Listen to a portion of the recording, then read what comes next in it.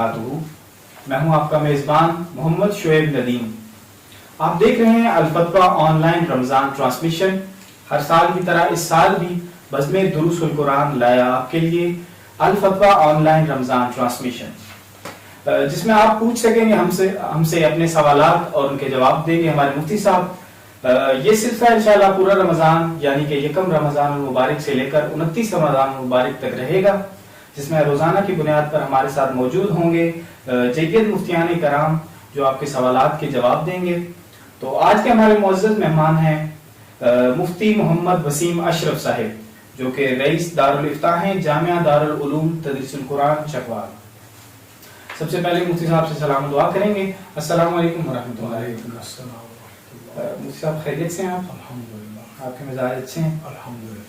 तो आज अल्हम्दुलिल्लाह जैसे कि आपके इल्म में है कि यकम रमजान मुबारक है, तो इस हवाले से हम सवाल जवाब की नशिस्त के पढ़ने से पहले बता देंगे आपको कि तरीकाकार क्या होगा आपका सवाल पूछने के लिए।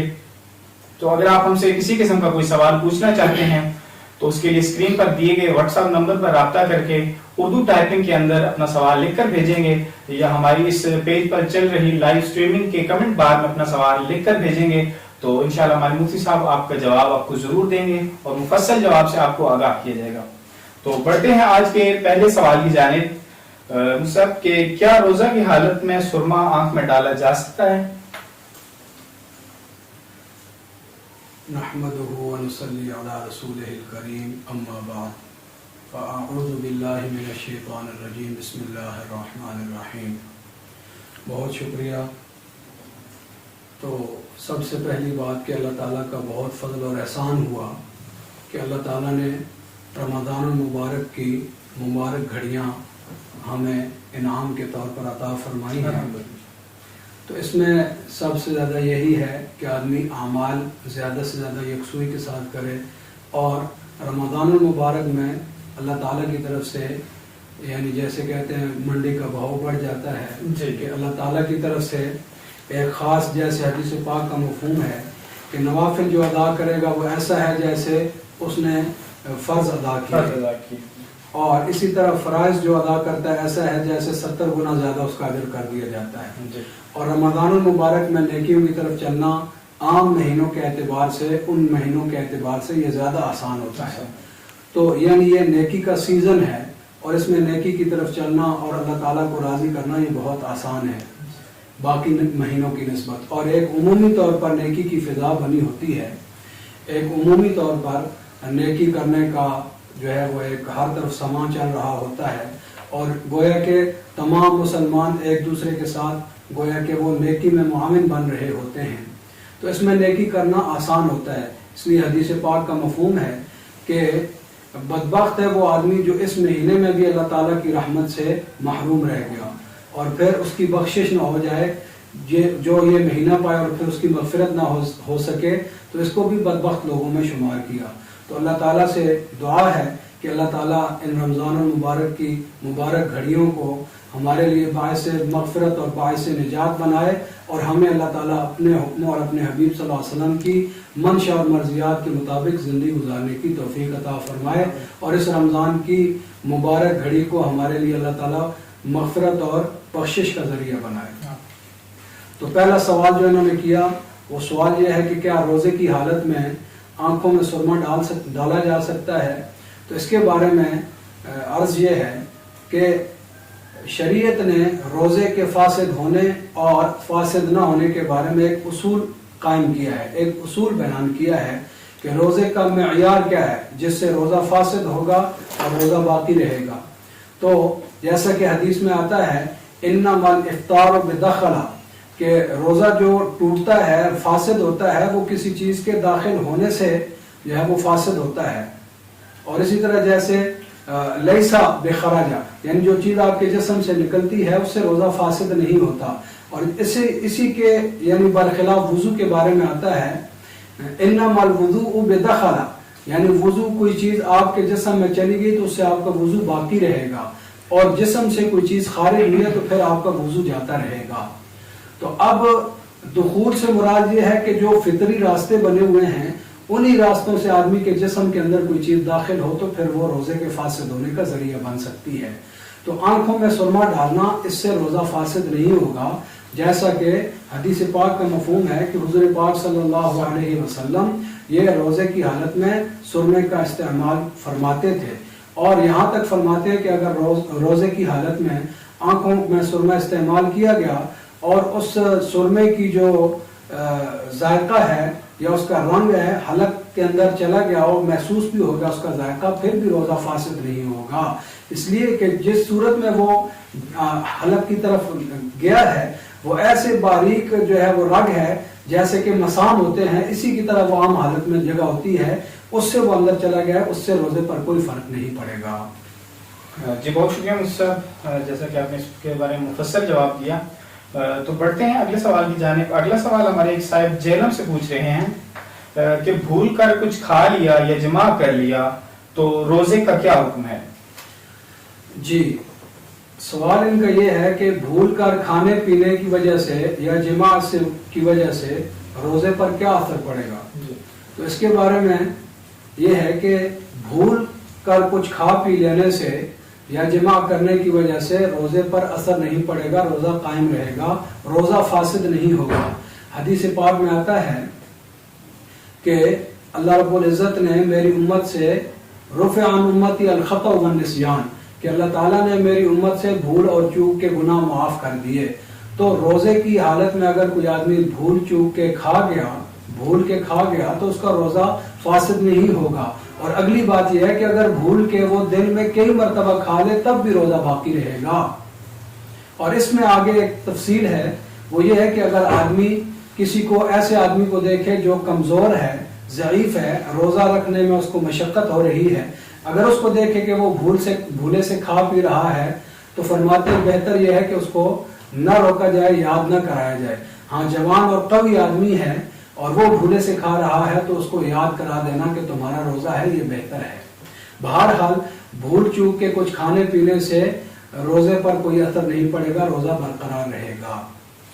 جی بہت شکریہ مصطفیٰ۔ بڑھتے ہیں اگلے سوال کی جانب۔ ایک صاحب پوچھ رہے ہیں کہ کیا انجیکشن لگوانے سے روزہ ٹوٹ جائے گا؟ جی ان کا یہ سوال ہے کہ انجیکشن لگانے سے روزے پر اثر پڑے گا، تو اس کا جواب یہ ہے کہ انجیکشن دو قسم کے ہوتے ہیں، چاہے وہ رگ کا انجیکشن ہو، وریدی جس کو کہتے ہیں، چاہے وہ گوشت کا ہو۔ تو کسی قسم کا بھی انجیکشن اگر لگوایا جائے گا تو اس سے روزے پر کوئی فرق نہیں پڑے گا، روزہ اس سے فاسد نہیں ہوگا۔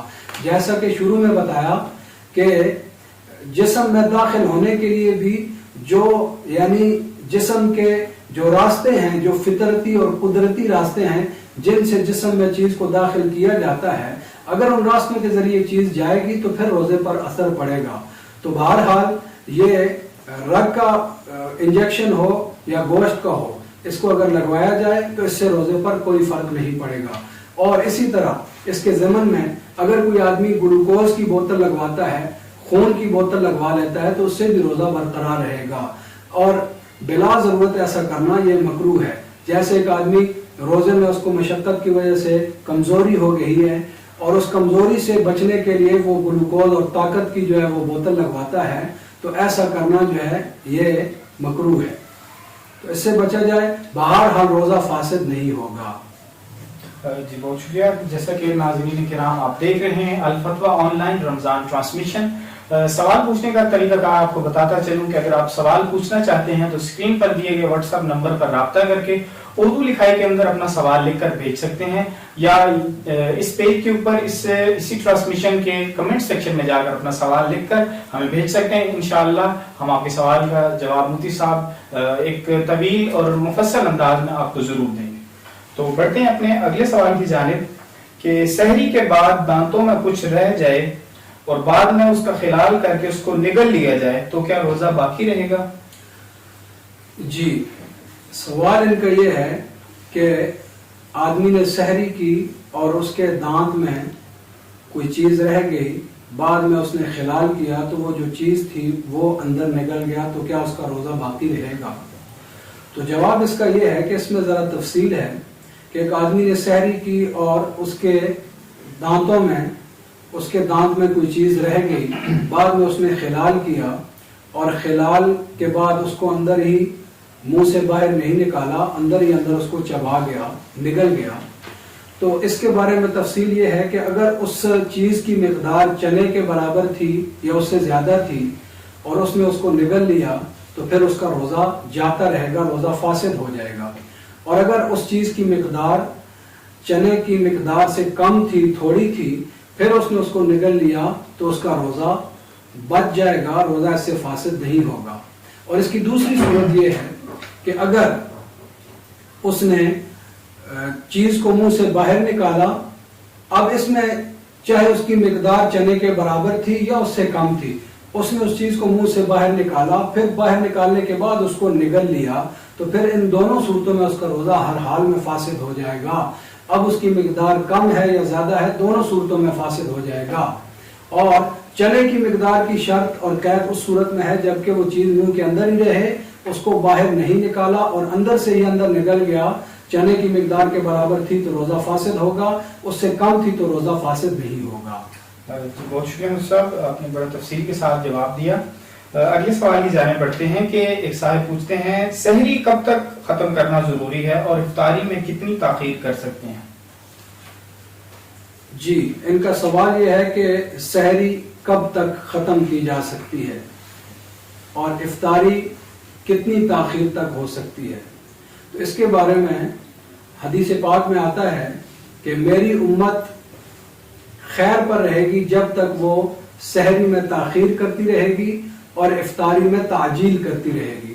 تو اس میں حدیث میں صاف یہ بتایا گیا ہے کہ سحری کو تاخیر کر کے یعنی صبح صادق کے قریب کر کے سحری کرنا یہ مسنون بھی ہے، افضل بھی ہے۔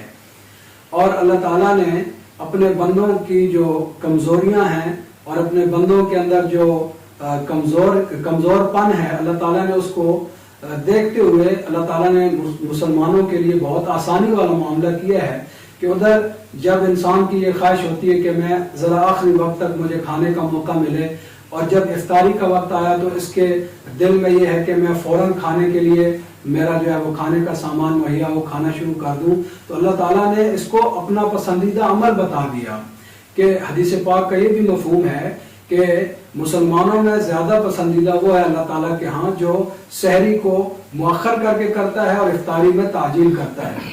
تو ایک حدیث کے مطابق صحابی حضرت انس رضی اللہ تعالیٰ عنہ کی روایت ہے، فرماتے ہیں کہ حضور پاک صلی اللہ علیہ وسلم کے ساتھ ہم نے سحری نوش کی تو آپ صلی اللہ علیہ وسلم سحری کو نوش فرما کے اتنا مؤخر فرماتے تھے کہ آپ صلی اللہ علیہ وسلم سحری کے ختم ہونے کے بعد پھر آپ صلی اللہ علیہ وسلم نماز کے لیے کھڑے ہو جاتے۔ تو وہ صحابی رضی اللہ تعالیٰ عنہ سے پوچھا گیا کہ آپ صلی اللہ علیہ وسلم کے سحری ختم کرنے اور نماز کے اندر کتنا وقت ہوتا تھا، کتنا فاصلہ ہوتا تھا؟ تو حضرت انس رضی اللہ تعالیٰ عنہ فرماتے ہیں کہ جتنے وقت کے اندر 50 آیات پڑھی جا سکتی ہیں اتنا فاصلہ ہوتا تھا آپ صلی اللہ علیہ وسلم کے سحری ختم کرنے اور نماز فجر پڑھنے میں۔ تو یعنی بہت ہی آپ صلی اللہ علیہ وسلم صبح صادق کے قریب سحری ختم فرماتے تھے۔ اور اسی طرح افطاری میں تعجیل کرنا کہ جب سورج غروب ہونے کا یقین ہو جائے، اب تو آج کل یعنی گھڑی گھنٹوں نے اس چیز سے ہمیں مستغنی کر دیا، نقشے ہر جگہ موجود ہیں، تو جیسے ہی سورج غروب ہونے کا کامل یقین ہو جائے تو فوراً افطار کرنا اور افطاری شروع کر دینا یہ اللہ تعالیٰ کے ہاں پسندیدہ ہے۔ بہت شکریہ مصطفیٰ۔ اگلے سوال کی جانب بڑھتے ہیں۔ ایک صاحب پوچھ رہے ہیں کہ قصداً روزہ توڑنے کا کیا کفارہ ہے؟ جی، ان کا سوال یہ ہے کہ قصداً کسی آدمی نے روزہ توڑ دیا تو اس کا کفارہ کیا ہے؟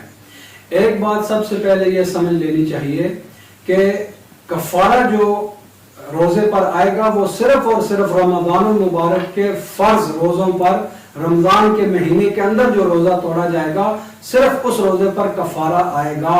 باقی نفلی روزوں پر یا رمضان المبارک کا اگر روزہ بعد میں قضا کر رہا ہے اور قضا کرتے ہوئے اگر توڑ دیا تو اس پر بھی کفارہ نہیں آئے گا، گو وہ رمضان کا روزہ ہے۔